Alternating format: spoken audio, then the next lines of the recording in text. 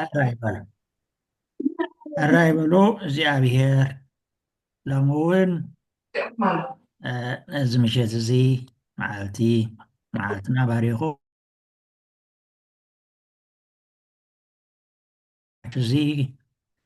እዚ ዓብ ምስጢር ሓቢርና ክንመሃር ክነስተንትን ነዚ ግዜ ዝፈቐደልና ክብርን ምስጋናን ንዑ ይኹኖ።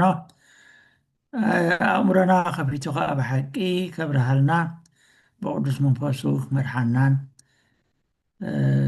ናይ ብሓቂ ከስተምረናን ከሰንየናን ቅዱስ ፈቃዱ ይኹን። ሓቢርና እምበኣር ብስም ኣብን ወልድን መንፈስ ቅዱስን ሓደ ኣምላክ ኣሜን። ሕራይ በሎ ኣብቲ ዝሓለፈ ብዛዕባ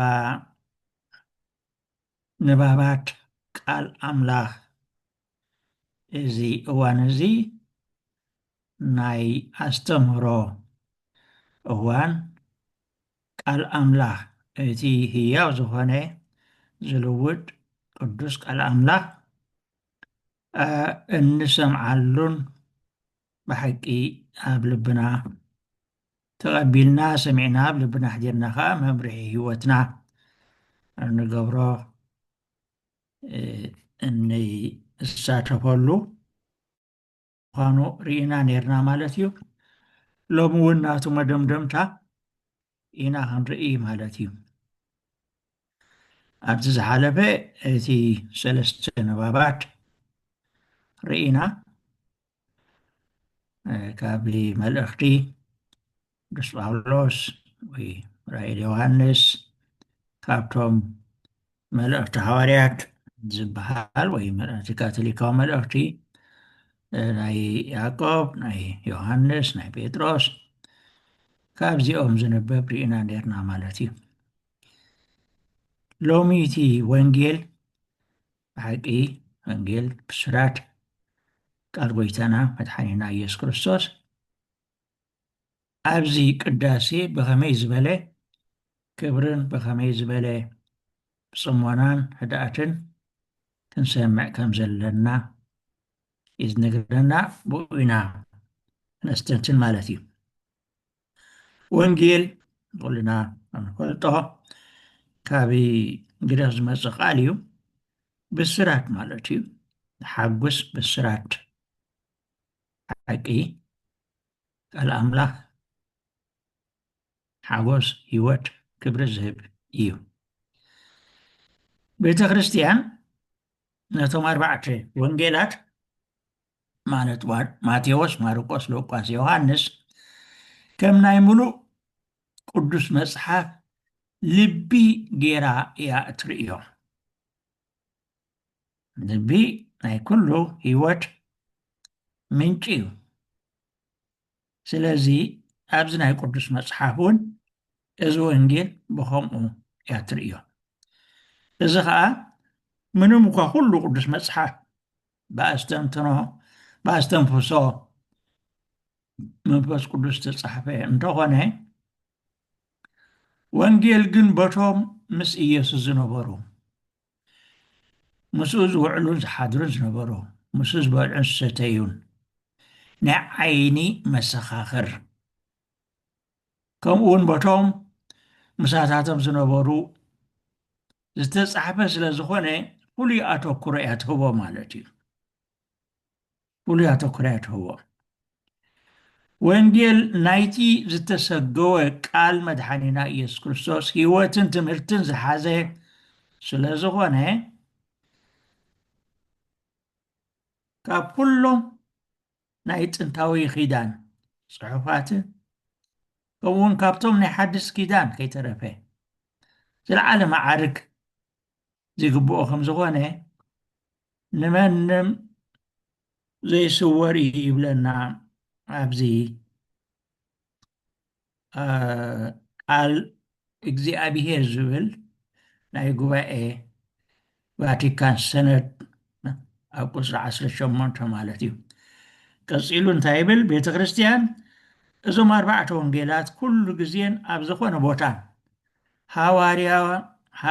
ብሃዋርያ ከም ዝተወጠኑ ገይራ ሓዘቶምን ትሕዞም ኣላ ይብለና። ስለዚ ኩሉ እቲ ሃዋርያት ብክርስቶስ ተለኣይኹም ዝሰበኽዎ ድሓር ከዓ ብናይት መንፈስ ቅዱስ ኣስተንፈሶም በኣታቶምን ቦቶም ምሳታቶም ዝነበሮን ከም መሰረት እምነት ገይሮም በቲ ብኣርባዕተ መልክዑ ኣፀሓሕፋ ዝቐረበ ወንጌል ማለት ናይ ማቴዎስ፣ ማርቆስ፣ ሉቃስ ከምኡን ዮሃንስ ብፅሑፍ ኣመሓላለፈትና ይብል። ስለዚ እዚ ካብ ጥንቲ ናብ ክርስቶስ ኣብ ሃዋርያት ባዕሎም ዝሰምዕዎ ዝረኣይዎ ድሓር ወንቲ መንፈስ ቅዱስ መፀ ኩሉ ባዕሉ መርሓኩም እዩ፣ ኩሉ ዝበልኩም ከዓ ከዘኻኽረኩም እዩ፣ ኣብ ኩሉ ሓቂ ከመርሓኩም እዩ ስለ ዝበሎም በቲ ዝሃቦም ተስፋ በቲ ዝሃቦም ቃል ፀኒዖም ብመንፈስ ቅዱስ ተለዓዒሎም ዝፀሓፍዎ እዩ። ስለዚ ብሓቂ እዚ ህያው ዝኾነ ቃል እዚ ኣብ ቅዳሴ ክነንብቦ ከለና ከምቲ ኣብ ካልእ ግዜ ነንብቦ ጥራሕ ኣይኮነን።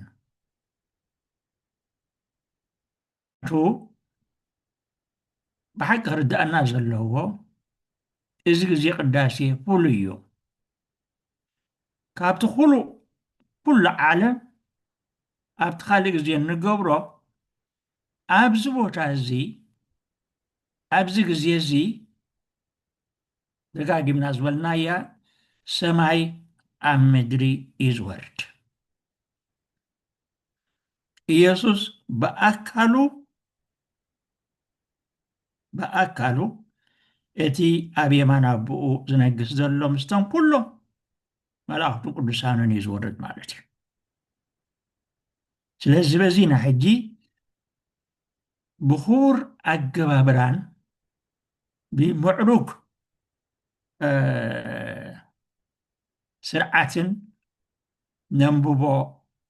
ዘለና ስቁልና ይኮና ናዕልና ነንብቦ ምእንቲ እዚ ከምቲ ዝበልናዮ እቶም ሰለስተ ንባባት ቅዱስ መፅሓፍ ብምዕራብ ብሰሜን ብደቡብ ምስ ተነበቡ እዚ ኣብ ቅድስቲ ማለት እዩ ኣብ ማእከል ኣብቲ ህዝቢ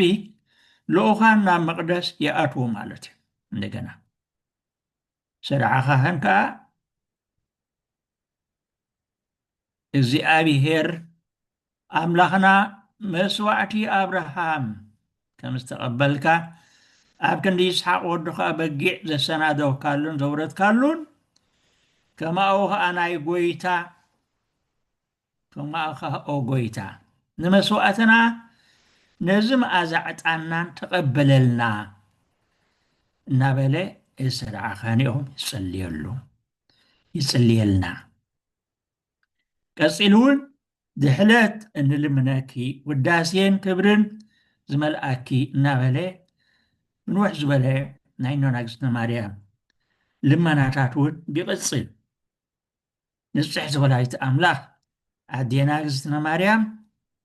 የማልድ ማለት እዩ። ኣብኡ ስለ ዘላ ይርኢኹም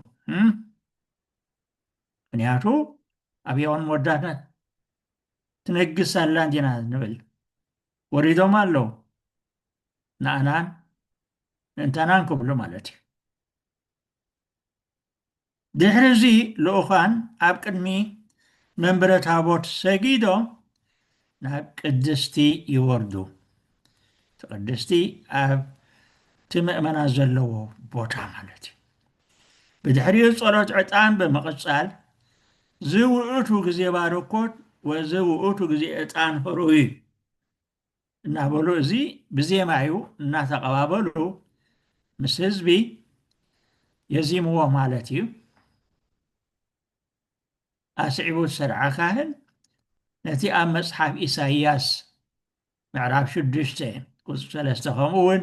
ራእይ ዮሃንስ ምዕራፍ 4 8 ተጠቒሱ ዘሎ ብኣራራይ ዜማ ሰለስተ ዓይነት ዜማ እዩ ዘሎ ኣራራይ ግዕዝ እዝሊ ዝበሃል በቲ ኣራራይ ዜማ ዓዊሉ ቅዱስ ኢሉ የዝንብ ማለት እዩ ኣብዚ እውን ጸሎት ኪዳን ይብፅሑ ጸሎት ኪዳን ምስ ኣብፅሑ እቲ ዝኽተሎ ጸሎት ደጊሞም ናብ መቅደስ እንደገና ይምለሱ ማለት እዩ ቅዱስ ቅዱሳን ኣብ መንበረ ታቦት ይምለሱ ማለት እዩ ኣብዚ ሕጂ እቲ ንፍቂ ካህን ወንጌል የሰናዶ ናይ መዓልቲ ዝንበበሉ ወንጌል የሰናዱ እቲ ንፍቂ ካህን ወይ ተራዳኢ ሓጋዚ ካህን ማለት እዩ ሰራዒ ዲያቆን ከዓ ዋና ዲያቆን ማለት እዩ ጸልዩ ብእንተ ወንጌል ቅዱስ ኢሉ ንህዝቢ ይእዝዝ ሕጂ ሪኢኹም ነቲ ህዝቢ ከምኡ ምስ በለ እቲ ህዝቢ ኩሉ እዩ ሓፍ ዝብል ማለት እዩ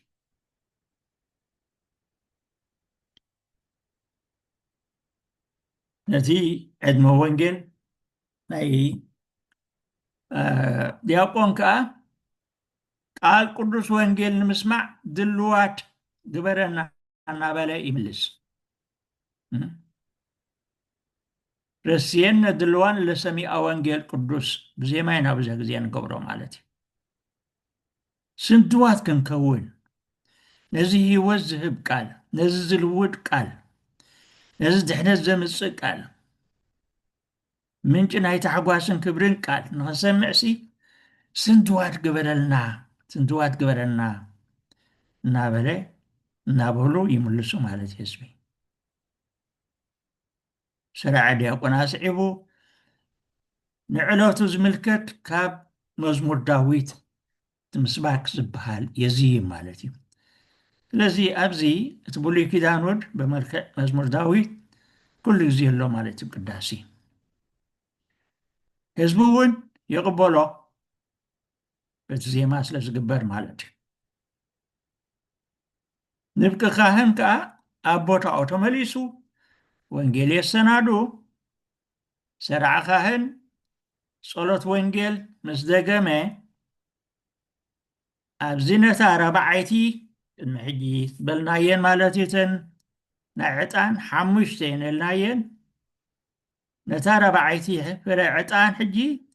ናብ ፅንሓህ ይመልሳ ማለት እዩ ምክንያቱ ነቲ ወንጌል ክዓጥኖ ስለ ዘለዎ ካብኡ መብራህቲ ዝሓዘ ልኡኽ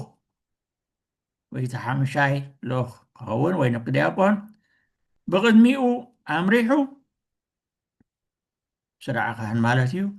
ወንጌል ዝሓዘ ነፍቂ ካህን ከዓ ብድሕሪኡ ኣኸቲሉ እናዓጠነ መንበረ ታቦት ይዘሩ ንፍቂ ካህን ናብ ህዝቢ ገጹ ጠሚቱ ንሰራዒ ካህን ወንጌል ይሕዘሉ ሰራዒ ካህን ከዓ ናብ ምስራቅ ገጹ ጠሚቱ ንወንጌል ይዓጥን ፅንሓሕ ንንፍቂ ዲያቆን ሂቡ ሰራዒ ካህን ወንጌል ተቐቢሉ ካብቲ ንፍቂ ካህን ማለት እዩ ብኽፉቱ ናብ ህዝቢ ገጹ መሊሱ ወንጌል እናበለ እዚ ብዜማ እዩ ዝገብሮ ዓዊሉ መብራህቲ ዝሓዘ ዲያቆን መሪሑ ንፍቂ ካህን ከዓ ብድሕሪኡ እናዓጠነ ሰራዕ ዲያቆን ክፉት ወንጌል ፀይሩ ድሕሪኡ ንፍቂ ካህን ይኽተሎ መስቀል ዝጾረ ዲያቆን ከዓ ንሰራዓ ካህን ይኽተሎ ከምኡ እውን ጽላል ዝሓዘ ልኡኽ ይኽተሎ ኩላቶም ከዓ ንመንበረ ታቦት ዓዊዶም ናብ መቅደስ ይወርዱ ናብ ቅድስቲ ዳ የቕረታ ናብ ቅድስቲ ይወርዱ ማለት ኣብቲ ቦታ ምእመናን ዘለዉ ይወርዱ ማለት ኩላቶም ሰርዓ ካህን ናብ መንጠላዕተ መቅደስ ምስ በፅሐ ንህዝቢ ወንጌል የርኢ ህዝቢ ከዓ ስብሃት ለከ ክርስቶስ እናበለ ንወንጌል ይሰግድ ክብሪ ንዓኻ ክርስቶስ እናበለ ሪኢኹ ንወንጌል ይሰግድ ሕጂ እዚ ኩሉ ዝግበር ዘሎ ሪኢኹም ዓብይ ምስጢር ዘለዎ እዩ ስለምንታይ እዚ ኩሉ መብራህቲ ዕጣን እቲ ዑደት እዚ ኩሉ ስለምንታይ ንምንታይ ዝግበር ዘሎ ኣብዚ ሕጂ ሕዋተይ ኣብዚ እቲ ክርዳእና ዘለዎ እቲ ምስጢር ኢየሱስ እቲ ዝነግስ ዘሎ ኢየሱስ ኣብ የማን ኣቦ ተቐሚጡ ኣእላፋት መላእኽቲ ቅዱስ እናበሉ ለይትን መዓልትን ዝውድስዎን ዝሰግድሉን ዘለው ንሱ እዩ መፅኡ ዘሎ እቲ ወንጌል ህያው ኢየሱስ እዩ ኣብዚ ከመጀመርያ ጀሚርና እዚ ሰራዒ ካህን ንብሎ ዘለና እዚ ገባረ ሰናያት ካህን ንብሎ ዘለና ኣብዚ እዋን እዚ ኣሕዋተይ ብምስጢራዊ መገዲ ኢና ንርእዮ ንሱ ይኮነን ንሱሲ ነቲ ህያው ዘለዓለማዊ ንጉስ ወኪሉ ዘሎ እዩ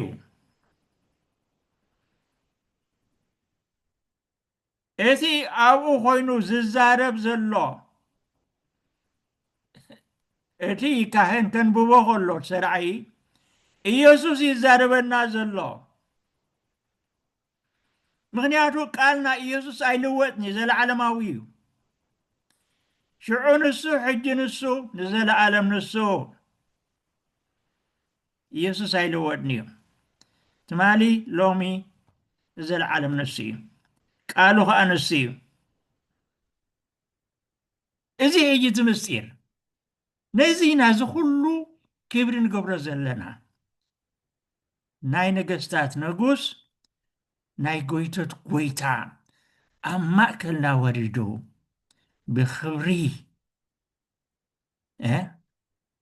ብክብሪ ቆምና ቃሉ ክንሰምዕ ንሰናዶ ዘለና ማለት እዩ ስለዚ እዚ እምበኣርቲ ኩሉ ዝግበር ስቑኢልካ ንምግባር ወይ ንስርዓት ንፍፃም ኣይኮነን ክውን ጭቡጥ ነገር ምስጢራዊ ነገር ዝፍፀመሉ እዋንን ቦታን እዩ እዚ ሰዓት እዚ ማለት እዩ ኣብቲ ቅዱስ ጉባኤ ዝብል ሳክሮሳንቱም ኮንቺሊዮም ዝበቲ ናይ ላቲን ቃሉ ኣብ ቁፅሪ 7 እንታይ ይብል ንክንዲዚ ዝዕብየቱ ተግባር ንምፍፃም ክርስቶስ ኣብ ቤተ ክርስቲያኑ ኣውራ ከዓ ኣብ ስርዓት ሊጡርግያ ስርዓት ኣምልኾ ማለት እዩ ኩሉ ግዜ ህሉ እዩ ኣብ ዝኾነ ናይ ስርዓት ሊጡርግያ ክፍፀም ከሎ እዚ ኢየሱስ እዚ ህሉ ኮይኑ ይርከብ ኣብ ቤተ ክርስቲያን ቅዱሳት መፅሓፍቲ ክነበቡ ከለዉ ብኣቶም ገቢሩ ዝዛረብ ዘሎ ክርስቶስ ስለ ዝኾነ ብቃሉ ህያው ኮይኑ ይርከብ ህያው ዝኾነ ቃል ኢና ንሰምዕ ዘለና እቲ ሐዋርያት ሰምዕዎ ዝነበረ ቃል ኢና ንሰምዕ ዘለና ክርስቲያን ቤተ ክርስቲያን ክትፅልም ክትውድስን እንከላ ክርስቶስ ኣብ ማእከል ኣሎ ከመይ 2 ወይ 3 ብስመይ ኣብ ዝተኣከብሉ ኣነ ኣብ ማእከሎም ኣለኹ ኢሉ ኣተስፊዩ እዩ እቲ ዝበሎ ቃል ከዓ ይፍፅሞ እዩ እዚ ኣብ ወንጌል ማቴዎስ 18:20 ዘሎ እዩ ስለዚ ኣብ ማእከልና ኣሎ እንድሕሪ ኢልዎ እዩ ከምኡ እዩ ኣብዚ ሕጂ ኣሕዋተይ እቲ ካህን ዝብሎ ንኣብነት እንተንቢብና እንተሰሚዕናዮ ብዙሕ ግዜ እውን ብትግርኛ እዩ ዝብሎ እንታይ ዝብለና ናዞም ንሰምዕ ዘለና ሕጂ ኦ እግዚኣብሔር ኢየሱስ ክርስቶስ ጎይታናን ኣምላኽናን ንቅዱሳት ተማሃርትኻ ንንጹሓት ሃዋርያትካን ብዙሓት ነቢያትን ጻድቃንን እዚ ንስኻትኩም ትርእይዎ ዘለኻትኩም ክርእዩ ተመነዩ ግን ኣይረኣይዎን እዚ ንስኻትኩም ትሰምዕዎ ዘለኹም ክሰምዑ ሃረር በሉ ግን ኣይሰምዕዎን ምእንቲ እዚ እተን ዝረኣያ ኣዒንትኹምን ዝሰምዓ ኣእዛንኩምን ብውፅዓን እየን ዝበልካዮም ንኣና እውን ከማታቶም ብጸሎት ቅዱሳን ቃል ቅዱስ ወንጌልካ ንምስማዕን ንምፍጻምን ስንድዋት ግበረና እዚ ሕጂ ሪኢኹም እቲ ጸሎት እቲ ሃዋርያት ጽኒኢሎም ዝሰምዕዎ ክንደይ ነቢያት እዮም ሪኢኹም ክንደይ ኣበው እዮም ነዚ ቃል እዚ ነዚ ህያው ቃል ነዚ ልውጥ ቃል ክሰምዑ ክንደይ ሃረር ዘይበሉ ብዓይኒ መዓዶ ዝረኣይዎ ንሕና ግን ኣሕዋተይ ብፁዓን ይኹም ብለና ኣሎ ዕድለኛ ብፁዕ ማለት ሕጉስ ዕድለኛ ዕዉት ማለት እዩ ኣሕዋተይ ክንደይ ዕዉናት መስለኩም ክንደይ ዕዉታት ኢና ክንደይ ዕድለኛታት ኢና መስለኩም ስለዚ ዝሰርዓይ ካህን ገፁ ናብ ምስራቅ ኣቢሉ ዝጥምት መስቀልን መብራህትን ሒዙ ነቲ ናይ መዓልቱ ቃል ወንጌል የንብበልና ማለት እዩ የንብበልና ስለዚ ሪኢኹም ናብ ምስራቅ ገፅ እዩ ምክንያቱ እቲ 4 ንባባት ኣብ 4 ማእዝን ዓለም እዩ ዝንበብ ዘሎ ኩላቶም ቆይሞም ብትግሃትን ብንቕሓትን ነቲ ህያው ቃል ሰማያዊ ንጉስ ጽን ኢሎም ብጽሞና ይሰምዕዎ ኣብዚ ግዜ እዚ ኣብዚ ሰዓት እዚ ዘየድሊ ሕሾኽሾኽታ ዘየድሊ ምንቅስቓስ ዘየድሊ ናይ ብሓቂ ዝኾነ ይኹን ክህሉ ኣይግባእን ሓንቲ ቃል ከይሰማዕናያ ክትሓልፍ ከይተረዳእና ክትሓልፍ ኣየድልን ኣብዚ ንቕሓት ዘድሊ ኣብዚ ትግሃት ዘድሊ እዚ ሕጂ ዝፀገምና ሪኢኹም ስለ ወንጌል እስቲ እቲ ካልእ ኣምላኽ ስለ ዘይንሰምዖ ይሰማዕናዮ ከዓ ክንነብሮ ይንኽእል ኢና ክንትግብሮ ይንኽእል ኢና ስለዚ እቲ እምነትና በቃ ኣብኡ ከሎ ተግባር ዘይብሉ ህይወት ዘይብሉ ኮይኑ ይተርፍ ማለት እዩ ስለዚ እምበኣር ጽን ኢልና ሰሚዕና ጽን ኢልና ሰሚዕና ከመይ ቃል ንጉስ ስለ ዝኾነ ክቡር ስለ ዝኾነ ህይወት ዝህብ ዝልውጥ ቃል ስለ ዝኾነ ምስማዕ ጥራሕ ኣይኣኽለናን እውን ነቲ ወንጌል ምስ ተነበየ እቲ ዲያቆን መንግስተ ሰማያት ቀሪባ ኣላ እሞ ተነስሑ እዩ ዝብል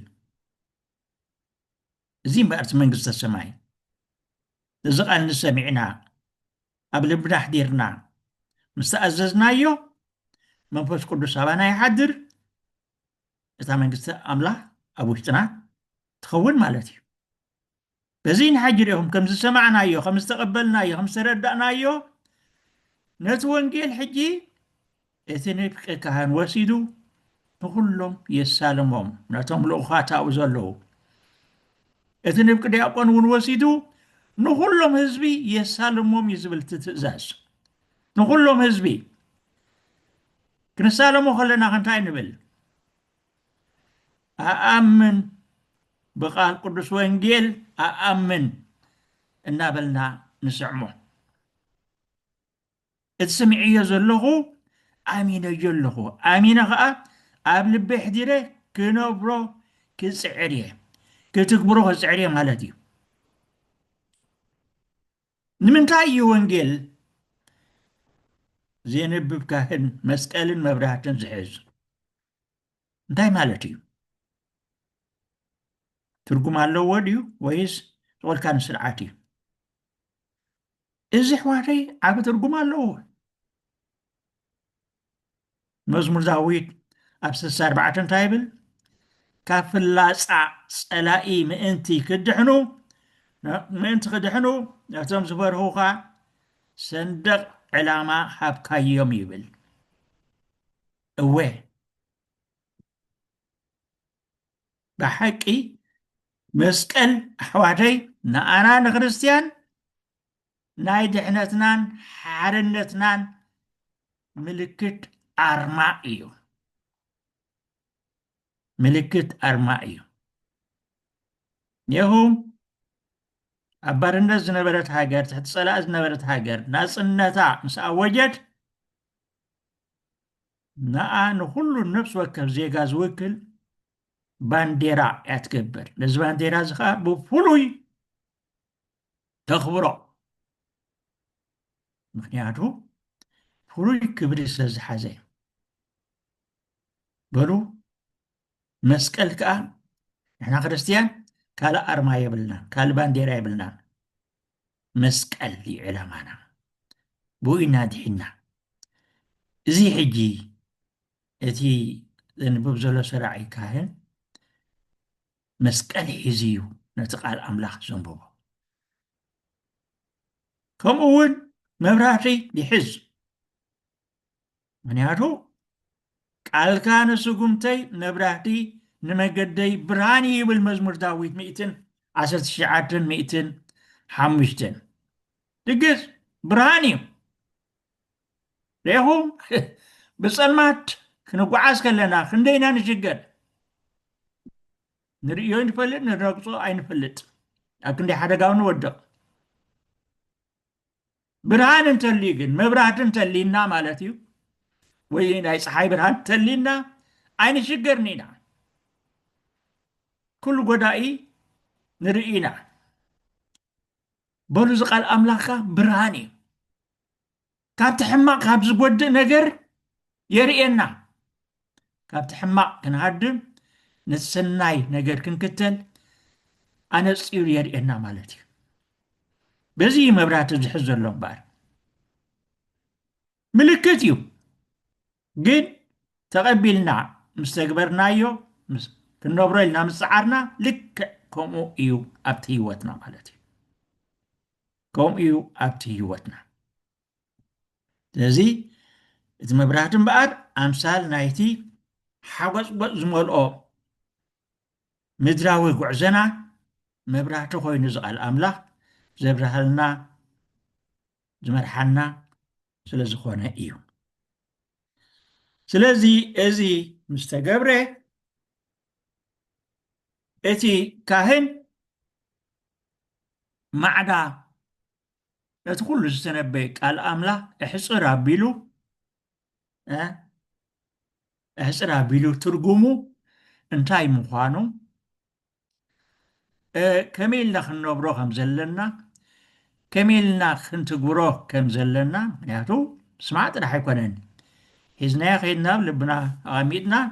ክንበር ዘለዎ እዩ፣ ክልውጠና ዘለዎ እዩ። ስለዚ ስብከት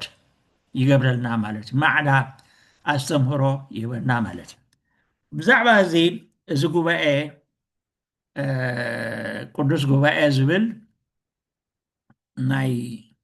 ብዛዕባ ስርዓት ኣምልኾ ብዛዕባ ልፅርግያ ዝዛረብ ሰነድ ካልኣይ ቫቲካን እንታይ ይብል? ኣብ መኣዲ ቃል እግዚኣብሔር ንምእመናን ዝኣክል ምግቢ ክነቅርብ መዛግብቲ ቅዱስ መፅሓፍ ብሰፊሑ ክኽፈቱ ኣለዎም። በዚ መገዲ እዚ ዝበለፀ ክፍሊ ቅዱስ መፅሓፍ ንዝተወሰኑ ዓመታት ብብዝሒ ከም ዝንበብ ምግባር የድሊ ይብል ኣብ ቁፅሪ 51። ቀፂሉ እውን ናይ ቅዱሳት መፅሓፍቲ ልዑል ኣድላይነት ይገለፁ ይብል። ቀፂሎም ከዓ ስብከት ክግበር ብብርቱዕ ነማሕፅን ምክንያቱ ከዓ ክፍሊ ስርዓት ሊጡርግያ ስለ ዝኾነ ስለዚ እቲ ካህን ዝበና ዘሎ ማዕዳ ስብከት ክፍሊ ናይዚ ስርዓት ቅዳሴ እዩ ቅዱሳት መጽሓፍቲ መሰረት ምግባር ናይ ሙሉእ ዓመት ናይ እምነት ምስጢራትን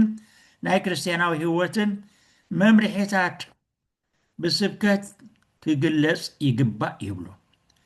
ብፍላይ ከዓ ኣብቲ ብሰናበትን ብዓበይቲ በዓላትን ህዝቢ ዝካፈሎ ቅዳሴ ስብከት ብሓደ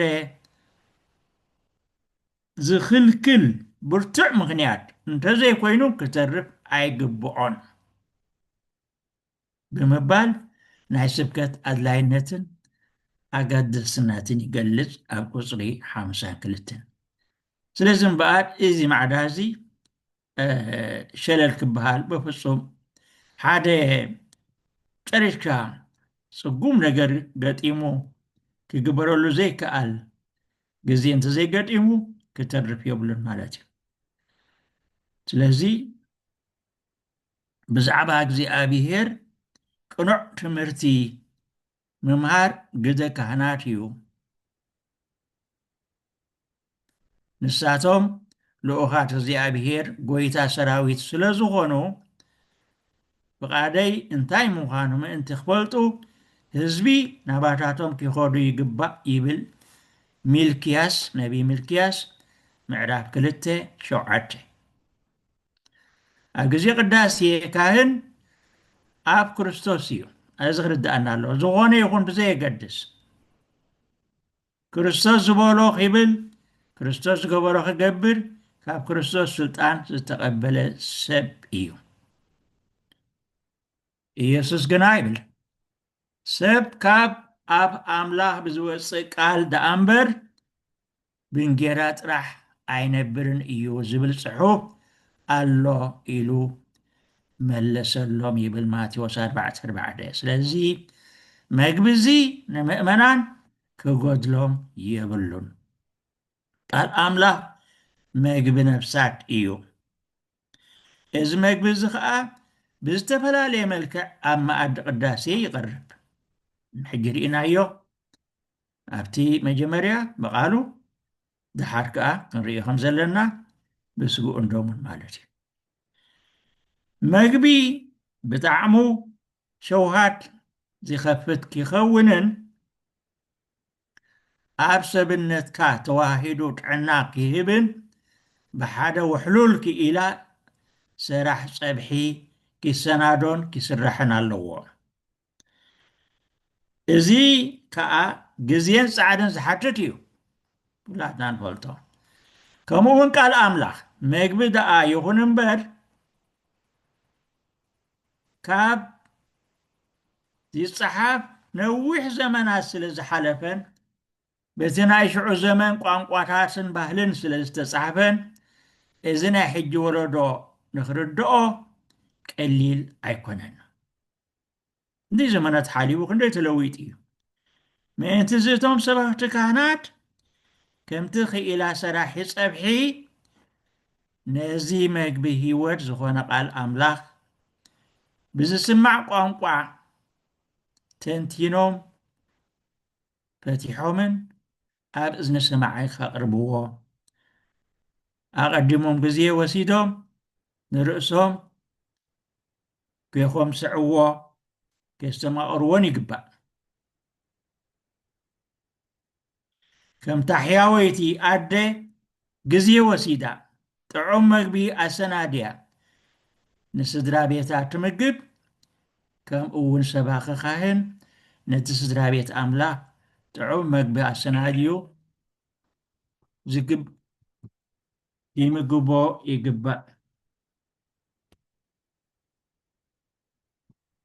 ይምግቦ ይግባእ እዚ ካብቲ ቀንዲ መዝነት ካህናት ስለ ዝኾነ ነዚ ዝሕግዞም ነገራት ኩሉ ክነቕርበሎም ብዝከኣል ክንፅዕር የድሊ በዚ ከዓ ካልኣይ ጉባኤ ቫቲካን እንታይ ይብል ኣብቲ ቅዱስ ጉባኤ ዝብል ሰነዱ ማለት እዩ ኣብ ቅዳሴ ስብከት ክተርፍ ከም ዘይብሉ ድሕሪ ንባባት ቃል ኣምላኽ ኣብ ሰናብትን በዓላትን ስብከት ማዕዳን ክተርፍ ከም ዘይግብኦ ኣብ ተራ መዓልቲ እውን ሕፅር ዝበለ ክግበር ነተባብዕ እናበለ ኣብ ቁፅሪ 52 ይገልፀልና ማለት እዩ ስለዚ እዚ ብሓፂሩ እምበር እዚ ወንጌል በዚ ኩሉ ዘርእየናዮ ስርዓትን ኣገባብን ኣብ ማእከልና ኢየሱስ ህያው ኢየሱስ ብኣካሉ ክዛረበና እንከሎ ኣብዚ ናይ ብሓቂ ንቓል ኣምላኽ ዘለና ፅምእን ድልየትን ክነማዕብል የድሊ ከመይ ሂወት እዩ መግቢ ዝብለና ዘሎ ሂወት ዘለዎ ዝንቀሳቐስ ሰብ ከዓ ብዘይ መግቢ ኣይነብርን ኣሕዋተይ ብዙሕ ግዜ ንሕና ብስጋን ብነፍስን ዝቆምና ኢና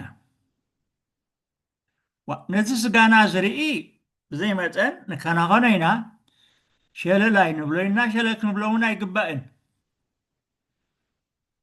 እዋ ግን ስጋውያን ጥራሕ ኣይኮናን እኮ እቶም እንስሳታት ስጋውያን ጥራሕ እዮም ለይትን መዓልትን ንሂወት ነታ ሂወቶም ኣይዝንጉዕላን እዮም ለይትን መዓልትን ነቲ ሂወቶም ዝዕቅብ ነገራት ዝስተ ድዩ ዝብላዕ ድዩ ንሱ ይስርሖም ፍፁም ካልእ ነገር ዝገብርዎ የብለን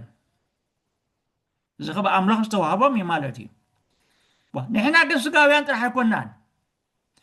ነቲ ስጋ ከመታቶም ንሓስበሉ ንከናኸኖ ሂወትና ክንዕቅብ ስለ ዘለና እቲ መንፈሳዊ ሂወትና ከታ ነብስና ኸ ህያው ዝኾነ እኮ ህያው ዝኾነ ብዘይ መግቢ ይነብርኒ ኣሕዋተይ መንፈሳዊ ይኹን ግዙፍ ይኹን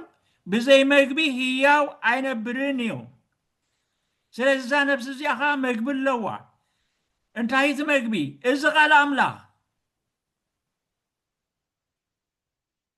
እንታይ እቲ መግቢ እዚ ስጋ ሃወደሞ ነዚ ምስ ተመገበት ጥራሕታ ነብሲ ጥዒቲ ዕርፍቲ ህድእቲ ዝነብሲ ትኸውን ስለዚ ስጋን ነብስን ከዓ ጥዕዩ ብሓንሳብ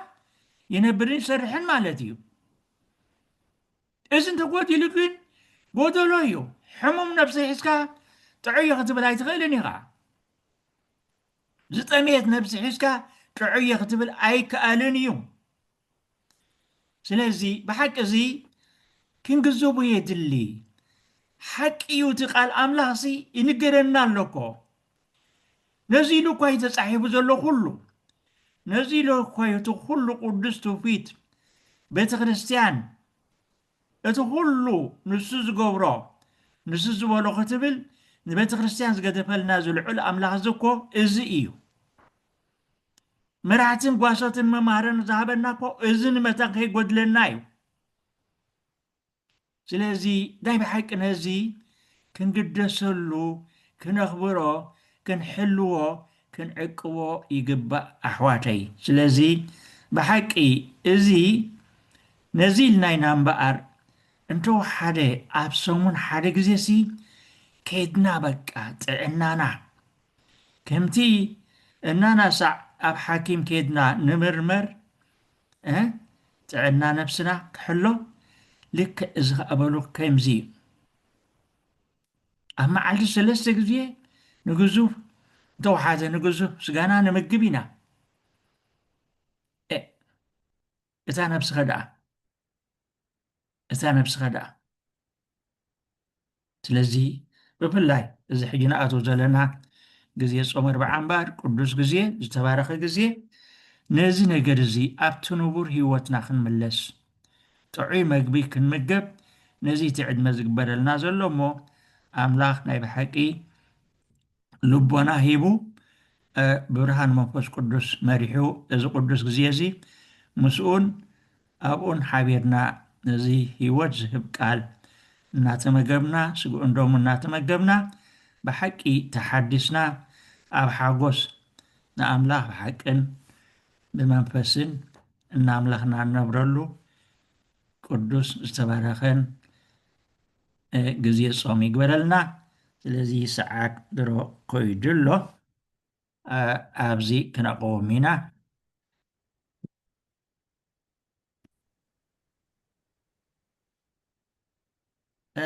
ሕራይ እምበኣር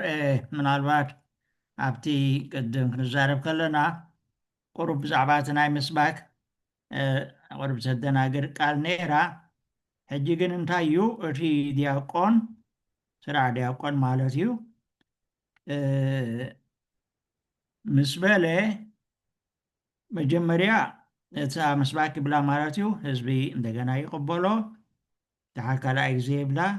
ህዝቢ እንደገና ይቕበሎ። ካብኡ ሃሌሉያ ይብል ማለት እዩ። ድሓር ህዝቢ ሳልሳይ ግዜ ተቐቢሉ ይውድእ ማለት እዩ። ካብኡ እቲ ካህን ባሪኹ ብሩክ እግዚኣብሔር እናበለ ወንጌል ምስ ዓጠነ ምስ ወድአ ሰራዒ ካህን እዚ ዲያቆን ቁሙ ኣጽምዑ ኢሉ ይውድኦ ማለት እዩ። ስለዚ እዚኣ ቦታ ክትእረም ዘለዋ ማለት እያ።